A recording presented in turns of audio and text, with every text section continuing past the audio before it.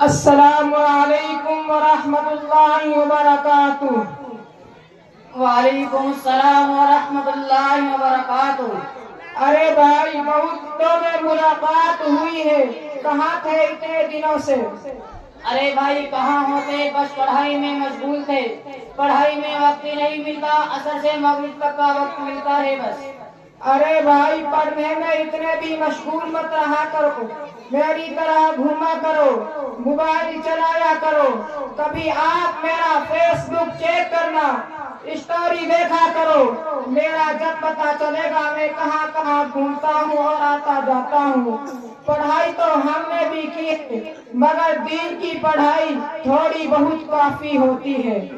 بھائی یہ وقت میرا زیادہ گھومنے پھرنے کا نہیں ہے، علم حاصل کرنے کا ہے۔ اور رہی بات فیس بک چلانے کی اور موبائل چلانے کی، اس میں آپ کا قصور نہیں ہے، اس میں تو آپ کے ماں باپ کا قصور ہے کہ انہوں نے آپ کو اتنی سی عمر میں موبائل دے دیا، بلکہ آپ کے ہاتھوں میں قرآن ہوتا اور کتاب ہوتی۔ اچھا بھائی جانے دو، تم تو ناراض ہو گئے، تم نے یہ تو بتایا ہی نہیں آپ کہاں پڑھتے ہیں۔ بھائی ہمارے ہی گاؤں ملحقہ میں ایک مکتب ہے جس کا نام مکتب نصرت القرآن ہے، میں اسی مکتب میں تعلیم حاصل کرتا ہوں، اکثر میرا وقت مسجد میں گزرتا ہے، ہمارے استاد بہت اچھے ہیں اور محنت سے پڑھاتے ہیں۔ بھائی مصطفیٰ، آپ کے استاد صاحب آپ کو کیا کیا سکھاتے ہیں اور پڑھاتے ہیں؟ ہمارے استاد ہم کو قرآن پڑھاتے ہیں اور دین کی ضروری باتیں سکھاتے ہیں، اور قرآن و حدیث کی باتیں سکھاتے ہیں، اور ضروری مسائل پر بھی توجہ دلاتے رہتے ہیں۔ اچھا ماشاءاللہ، آپ کے استاد تو بہت اچھے ہیں۔ اگر میں آپ سے کچھ دینی باتیں، کچھ مسائل معلوم کروں تو آپ بتائیں گے؟ انشاءاللہ کوشش کروں گا، آپ معلوم کیجئے۔ بھائی مصطفیٰ، وہ کون سا گناہ ہے جس کو اللہ کبھی معاف نہیں کرے گا؟ ارے بھائی جس انسان کی موت شرک پر ہو گئی، اللہ تعالیٰ اسے کبھی معاف نہیں کرے گا۔ اچھا بھائی بتائیے، وہ کون سا گناہ ہے جس کا بدلہ دنیا اور آخرت میں ضرور مل کر رہے گا؟ بھائی جس کا بدلہ دنیا اور آخرت میں ضرور مل کر رہے گا وہ گناہ ہے انسانوں پر ظلم کرنا، ظلم کا بدلہ دنیا میں بھی مل کر رہے گا اور آخرت میں بھی ملے گا۔ میرے بھائی ذرا یہ اور بتائیے، وہ کون سی آوازیں جن پر اللہ نے لعنت فرمائی ہے؟ دو آوازیں ہیں، نمبر ایک خوشی کے موقع پر یعنی بیاہ شادیوں کے موقع پر ناچ گانا اور ڈی جے بجانا، اور دوسرا مصیبت کے وقت خوب چیخنا چلانا، دونوں پر لعنت آئی ہے۔ اور اب تو یہ ماحول بنتا جا رہا ہے، اگر بیاہ آتا ہے تو دھول گلے چلاتے ہیں، اگر بھات بھرا جاتا ہے جو شریعت میں ایسے ہی جائز نہیں ہے، لیکن جب بھی دھول گلے چلائے جاتے ہیں، اگر گاؤں میں بارات آتی ہے تو گانا بجانا دھول گلے چلائے جاتے ہیں۔ اور بتاؤں کچھ لوگ یہاں تک بڑھ چکے ہیں کہ اگر کوئی قانونی جرم کر کے وہ جیل چلا جاتا ہے تو وہاں کی دال روٹی کھا کر اور جیل کی ہوا کھا کر جب وہ آتا ہے تو اس کو ایسے ناچ گانے اور ڈی جے کے ساتھ لاتے ہیں گھر پر جیسے کہ یہ بہت بڑا قلعہ فتح کر کے آیا ہے۔ یہ کوئی خوشی کی بات نہیں ہے۔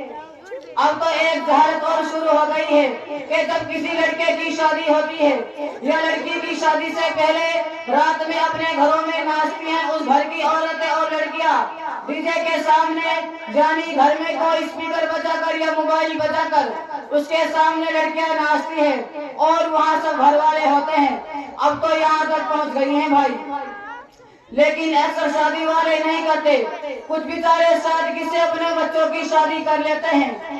ایک بات اور یاد آئی، آپ کہو تو بتاؤں؟ ہاں بھائی ضرور بتائیے۔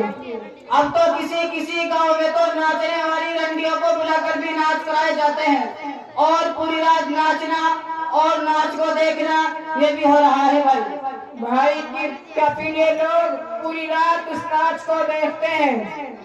ہاں بھائی پوری رات ناچ کو دیکھتے ہیں اور ناچتے ہیں، نہ سوتے ہیں نہ کسی کو سونے دیتے ہیں۔ ایسے لوگ تو بے غیرتی میں ڈوب جاتے ہیں، نہ اپنے بزرگوں کرتے ہیں نہ علماء اور اماموں کا لحاظ کرتے ہیں، وہ تو بالکل نڈر ہو جاتے ہیں۔ ان کی تو ایسی مثال ہے، یعنی ناچنے والے اور ناچ کرانے والے اور ناچ دیکھنے والے۔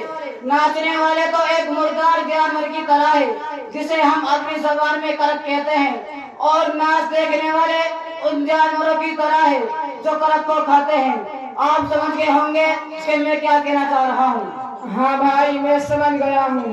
اللہ اللہ، آپ نے تو میرے رونگٹے کھڑے کر دیے بھائی۔ اللہ، پھر خوشی کے وقت اور غمی کے وقت مسلمانوں کو کیا کرنا چاہیے؟ اگر اللہ تعالیٰ نے خوشی کا موقع دیا ہے تو اس پر اللہ تعالیٰ کا شکر ادا کرو۔ اگر مصیبت وغیرہ آئی ہے تو اس پر صبر کر لے، یہ حکم مسلمانوں کو اللہ تعالیٰ نے دیا ہے۔ اچھا، ایک بات اور بتا دیجئے، جو انسان بغیر علم کے لوگوں کو مسائل بتاتا ہے، لوگوں کو فتوے دیتا ہے، اس کا کیا حکم ہے؟ جو لوگ بغیر علم کے لوگوں کو مسئلہ بتاتا ہے یا فتوے دیتا ہے تو اس پر فرشتے لعنت کرتے ہیں۔ سنا ہے اکثر عورتیں بہت زیادہ مسئلہ دینے لگی ہیں آج کل، اور ان پر مفتی بن رہی ہیں۔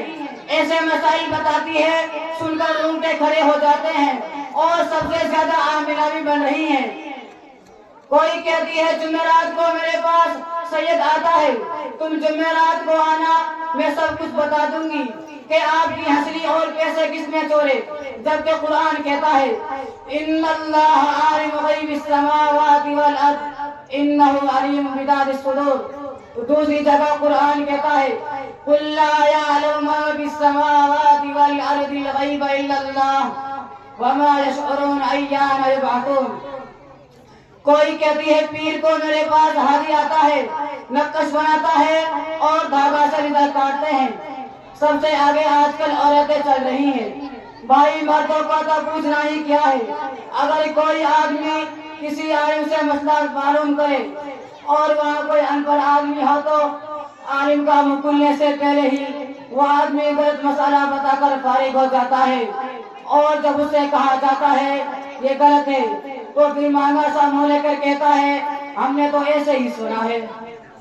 اچھا، ایک آخری بات اور بتا دیجئے، وہ کون سی دو چیزیں ہیں جو انسان کو تلاش کر کے خود اس کے پاس پہنچ جاتی ہیں؟ دو چیزیں ہیں، نمبر ایک موت ہے جو انسان کو خود تلاش کر کے پہنچ جاتی ہے، اور دوسرا انسان کا رزق ہے وہ اس کو تلاش کر کے پہنچ جاتا ہے۔ اور یہ بھی سن لیجیے کہ آج کا انسان موت سے ڈرتا ہے اور چھپ رہا ہے، اور روزی کے پیچھے نہ دوڑ رہا ہے کہ وہ حلال و حرام کی بھی پرواہ نہیں کرتا، حق و ناحق کو بھول جاتا ہے، ظلم اور انصاف کو بھول جاتا ہے، کسی کا مال چراتے ہوئے اللہ تعالیٰ کو بھول جاتا ہے، جبکہ کچھ بھی کر لے قسمت سے زیادہ کا رزق اس کو نہیں ملے گا۔ آیا آپ کی سمجھ میں؟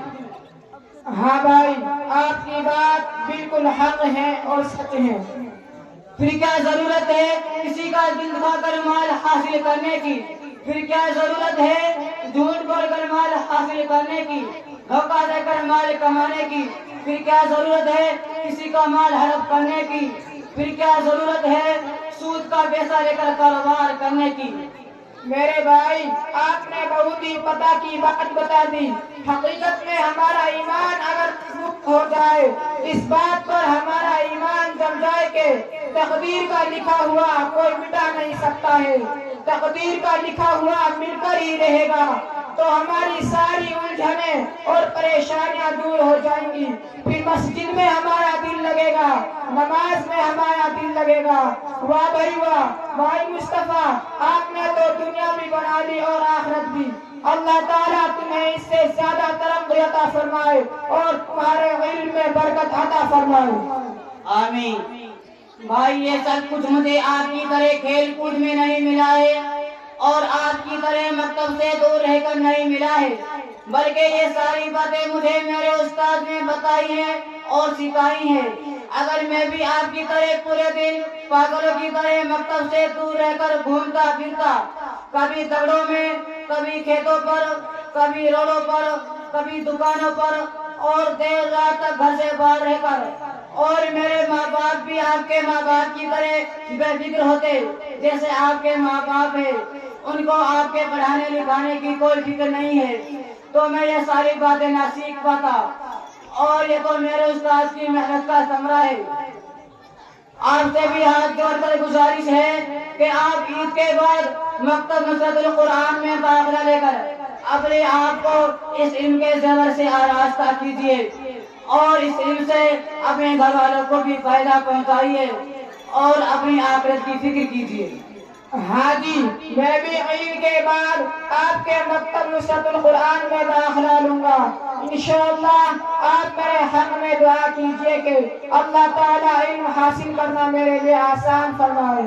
اچھا بھائی، اب چلتے ہیں۔ السلام علیکم ورحمۃ اللہ وبرکاتہ۔ وعلیکم السلام ورحمۃ اللہ وبرکاتہ۔